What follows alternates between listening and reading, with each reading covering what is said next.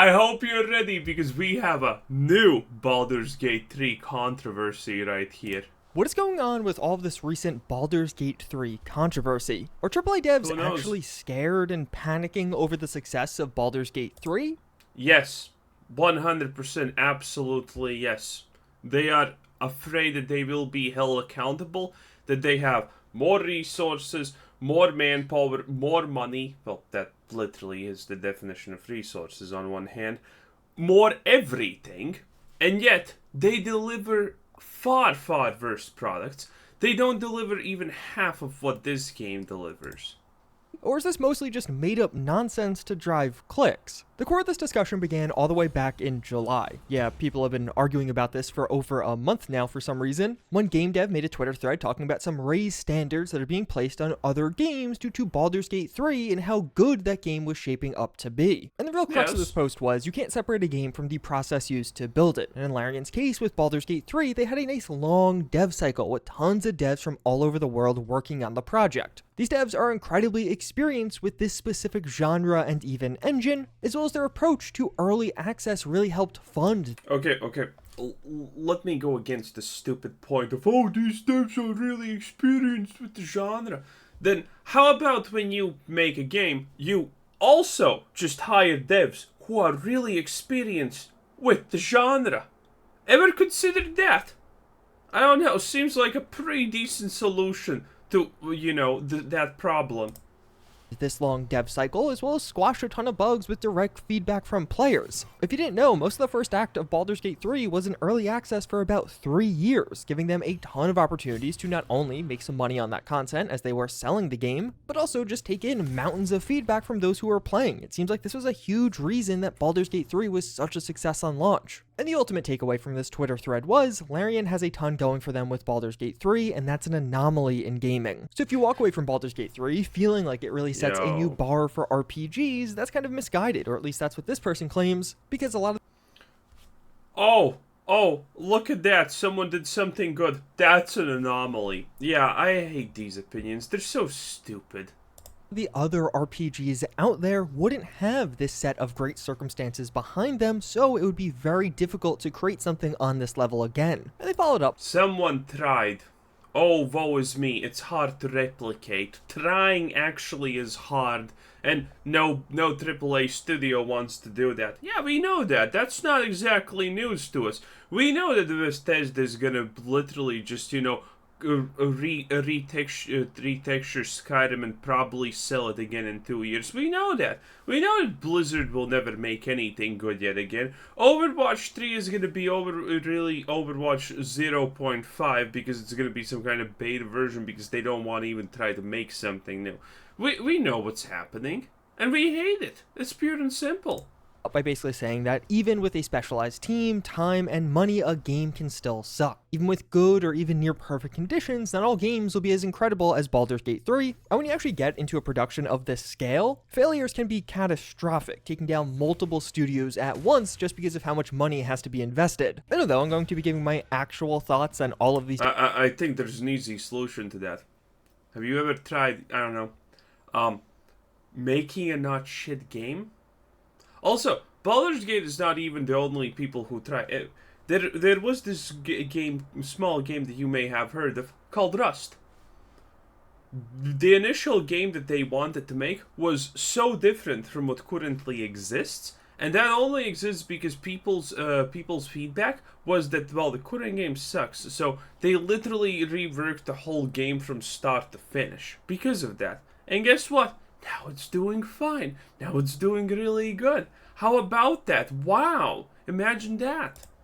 Different takes a bit later in this video. Shout out to this dev because he called it, huh? His actual arguments about setting expectations aside, it seems like this person recognized that Baldur's Gate 3 would end up being massive on both a critical and financial level, nearly a full month before the game actually came out. But in the month since that thread was posted, we've seen a ton of reactions from other devs online, most praising and agreeing with the sentiment, with many devs from other major studios reiterating that using a singular game as a way to elevate expectations is bad. But all of this is pretty... Yes, when something good happens, you don't use it. So I want those devs to remember that when the next time someone's pay gets raised and theirs doesn't, because I want them to remember that they can't expect their pay ever to be raised, because other people's pay being raised does not mean that their pay can be raised. Okay, I want them to remember that next time when they start spouting their stupid bullshit.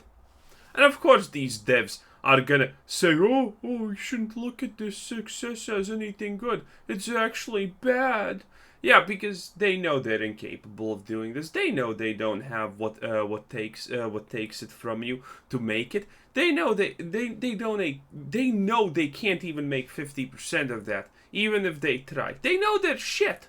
They know they're shit at their jobs, so they fear something good, because when you actually have something good to compare with the absolute garbage that these people produce on average, you suddenly see, wait a minute, these people shouldn't even be paid, honestly, for what they make. They should be put in debt for what they just made, because it's so horrible.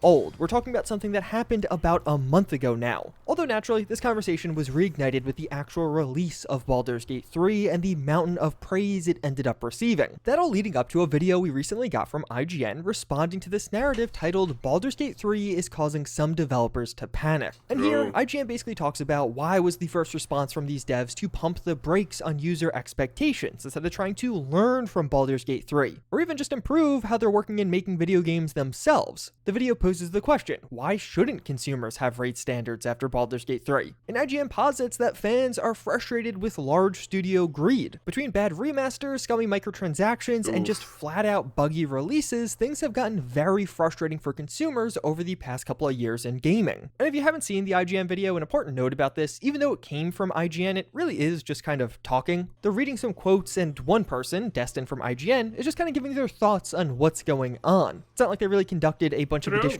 interviews or did a bunch of background research for this video. It's very much so a familiar and traditional YouTube video with somebody talking about what they think. And that's how we get to today. This recent IGN video really reignited the discussion and definitely led to some more emotionally charged. We watched that IGN video, it was good. Responses from across the board. Many gamers loved this video. They felt like it perfectly reflected their frustrations, and although there were some others out there who dissented, overall it feels like fans and gamers really felt like they liked the video and they felt like they were spoken for by it. But of course, many developers and industry professionals disagreed here, with many highlighting the panicking developers narrative as toxic and really just unproductive. And one of the most well-articulated responses to this video— well, it's never gonna be productive trying to badmouth someone else because you are incapable of doing what they are doing. Is in this article. This being an article that several other developers have backed up and even praised. This article describes how the IGN video didn't put in much effort into figuring out why devs struggle with things like buggy releases or some of the other problems it brought up. It just kind of highlights them and points them out as happening, but doesn't get any deeper than that. And it goes on to describe how the video was more directed— devs struggle with buggy releases because devs are just bad at their jobs. That's pretty much it. That's pretty much literally it. The only people who ever have problems with deadlines are incompetent people. That's literally it. It is what it is. No higher ups are actually intentionally trying to give you a deadline that no one can actually meet. So you just don't meet the deadline. No, that's stupid. People who don't meet deadlines on average are just actually trash at whatever job they are doing. And that's pretty much it. Attacks from an uninformed journalist who was failing as a journalist, describing how yelling isn't journalism, and it goes on to describe how games release broken due to running out of money or shareholders mandating that the game must drop in a specific window, which devs have basically no control over. It touches on how IGN brought up Baldur's Gate 3 early access, but it's ironic to praise Baldur's Gate 3 for releasing it in a polished state compared to other games, when technically— by the way, that shareholder thing, I don't believe it at all. The idea that all of your giant shareholders would just magically conglomerate together to demand a release in a specific date seems kind of impossible. Unless, there's a 90% shareholder or something like that. That seems just blatantly impossible. And I'm pretty sure that's not happening most of the time. So, yeah. Speaking, Baldur's Gate 3 was on sale for 3 years for $60 in an incomplete state because, yeah, it was early access. You could just play Act 1. And as such, the entire premise of the IGN video isn't even correct because Baldur's Gate 3 didn't originally release in a polished state. And honestly, slight pushback on this one. I feel like this article was almost missing the point of the video or just arguing something different. The article is claiming that the main point of the IGN video was highlighting AAA games that don't come out polished on day one, while Baldur's Gate 3 did come out polished on day one. I don't know if they watched a different video, but to me, the IGN video was more of a criticism of the developer responses and pushback, and used buggy releases and user frustration with them as an example, but it definitely wasn't the main point. I mean, Blizzard has these crazy things where they actually, you know, have beta testing, alpha testing, and all of that stuff, but all of that feedback is literally never used. All of that feedback is literally always ignored. And how do I say this with certainty, by the way? Because when you get to play an early access version of a AAA game, that's just a stable version of the game that can be played. In reality, the developers are not working with that version anymore. They're working with like 3 versions in the future. So a lot of things that you are beta testing are not relevant anymore because they have already been changed. So yeah, how about them potatoes? Point of the video, at least not in my opinion. But overall, this article articulates that Baldur's Gate 3 did not drop as a polished $60 release. Early access was a major factor. Now, the games cannot be held to the same standard as Baldur's Gate 3 because they won't have a revenue-generating early access like Baldur's Gate 3 did. So all of that was... So yesterday I texted one of my ex-MILFs that was pretty fun. And we did not split on amicable terms. She was pretty pissed. She blocked me. Turns out she unblocked me when I went through my WhatsApp content list yesterday. And I texted her. I didn't think she's gonna ever text back, but she did. And doesn't look bad. Doesn't look bad at all, boys. Nice. A lot. That's but I think it gives you a pretty good rundown, an idea of some of the different narratives going on and some of the responses behind them. And honestly, I feel like my take on this one is just that everyone here is kind of wrong, but also kind of right. Why are we talking about a completely lost train of thought? My thoughts. Okay, good. Keep going. Like a cop-out, but is genuinely how I felt as I was doing the research and making this video. Also, like, if we look back at that initial tweet chain about Baldur's Gate 3 being used as an example to raise standards, like, yeah, I get the sentiment. Baldur's Gate 3 had an odd development, early access actually being a huge success here. Most other games wouldn't be able to recreate this success, and even if they could, it won't be on this scale. So it's very dangerous. I don't think Baldur's Gate 3 early access was a huge success. They released the game when it was pretty ready. Like, what's the strange thing about Baldur's Gate early access? I don't even understand it. A lot of games release on Steam in early access and they're finished fun. Nowadays, early access is a finished product. In Baldur's Gate case, the only strange thing about it was that early access wasn't the full game for some reason. That's the only difference, and then even they did it correctly, not like other games have done. So what the fuck?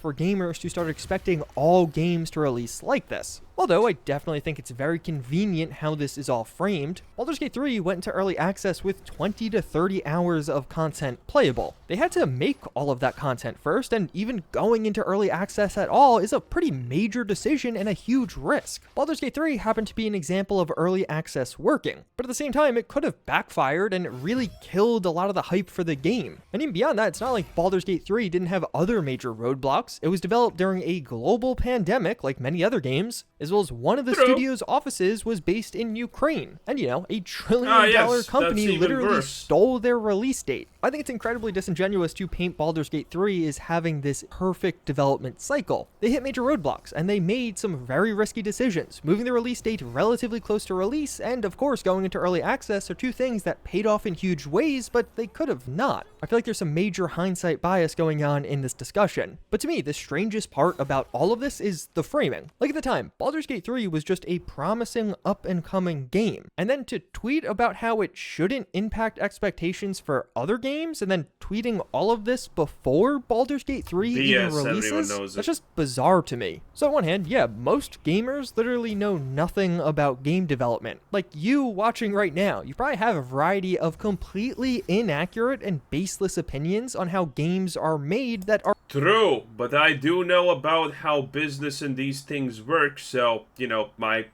estimate is gonna be just more accurate from that aspect, because no one cares about the game they've bought, okay? The game devs just make the game. If they can't make the game, they're, as in every other business, just incompetent.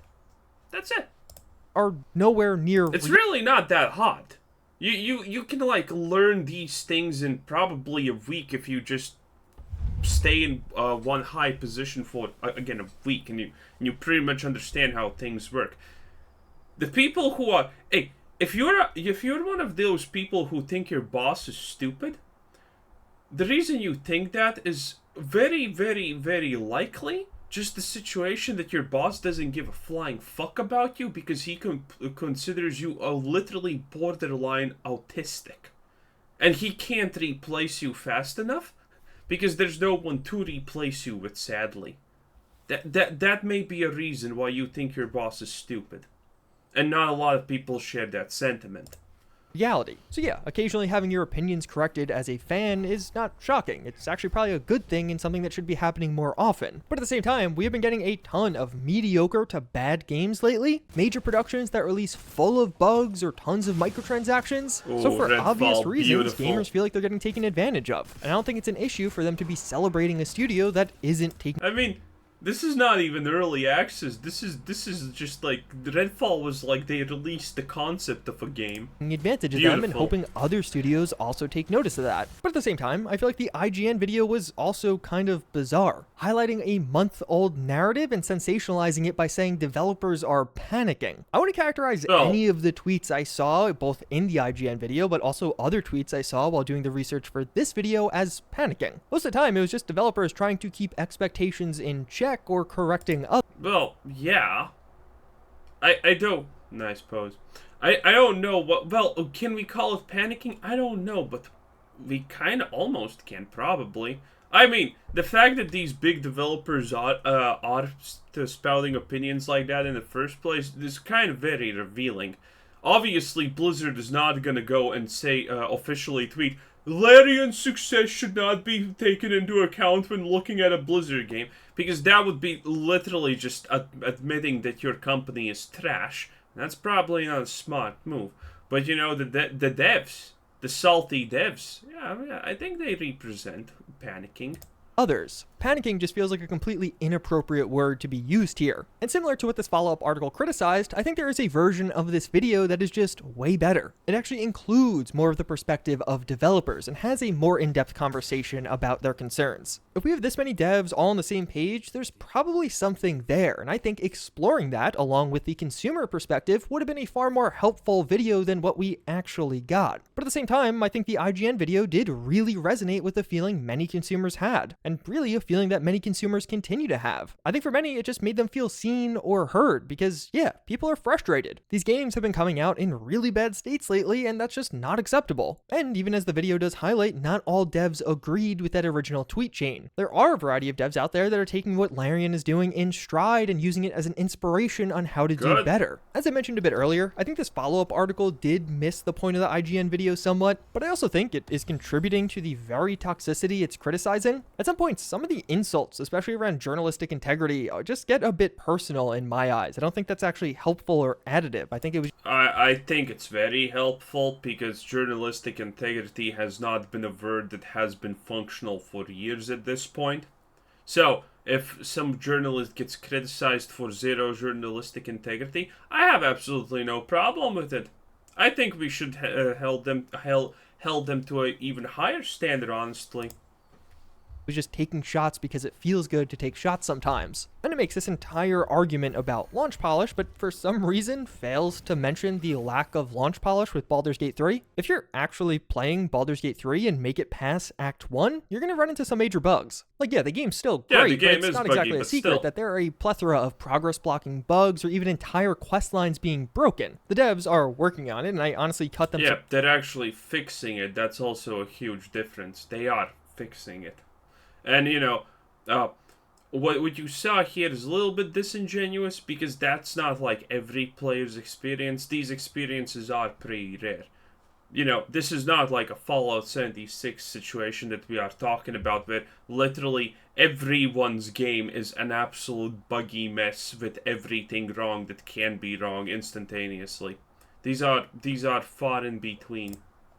Some slack because they did get the release date stolen, and we've even seen them post a little bit of a roadmap as far as what other updates are coming in the future, but classifying Baldur's Gate 3 as some example as a perfect launch with polish feels entirely inaccurate to me, and I just think it's crazy that none of these individuals have brought that up. And at the same time, I think this article makes some great points on what the IGN video could have done to really move the conversation forward in a meaningful way. I think a lot of what's happening here is people are just getting way too emotionally charged. For a lot of people involved in this discussion, it's something they're very passionate about, or even for some others, this is literally their livelihood. So the discussions are getting personal because it's a genuinely personal issue for many. And in my eyes, I think a big reason for the success of Baldur's Gate 3 is the CEO giving the company the freedom to make games like this and taking massive risks along the way. And the CEO even chimed in on this debate as well in a recent interview they've done with the Friends Per Second podcast on the Skill Up YouTube channel, where they do say, when I started out, Ubisoft launched Assassin's Creed, and everybody was saying everything's going to be like Assassin's Creed. You're all doomed. No one's going to be able to make this game anymore. Here we are, many years later, and plenty of games exist. Assassin's Creed still exists. If you're going to make something exactly like us at Larian, you're going to need a large team, but you don't have to make something exactly like us. There's so much stuff that you can do. When it comes to standards... True, when Assassin's Creed came out, it was a big deal. Change continuously, so I don't think that is something people should be worried. Now Assassin's Creed is a very shitty deal, though, because every Assassin's Creed is just a stupid reskin.